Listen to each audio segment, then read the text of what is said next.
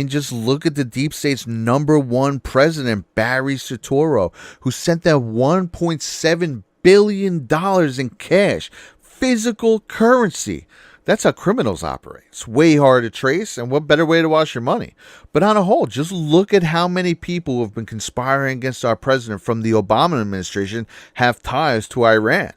We'll start with the person who negotiated the Iran deal in the first place, John Kerry, who violated the Logan Act back in spring 2018 when he held, quote, below the radar meetings and phone calls with Iran.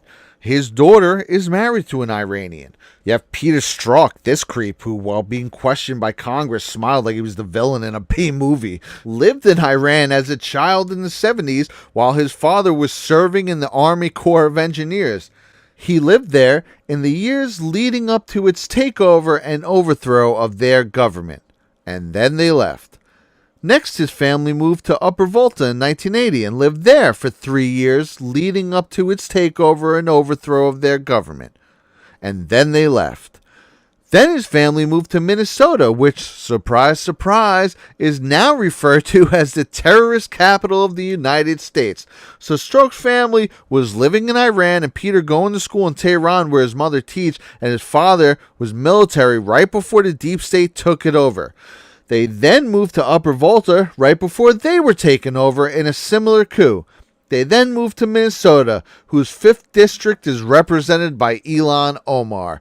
What a coincidence. And wouldn't you know it, his partner in crime, Lisa Page's mother, Tamara Najarian, is a naturalized American citizen from Iran, just like Obama's senior advisor, Valerie Jarrett, who was also born in Iran. That's an awful lot of connections and shady dealings connected to the Obama spying scandal and Iran, now culminating with the organizer of the near Benghazi 2.0 protest having been in the White House and met with President Obama. A protest which a uniformed militia fighter on the scene told Kurdish News that also had planned on attacking the U.S. consulates in Erbil and Basra, ready to go with the goal of killing everyone inside.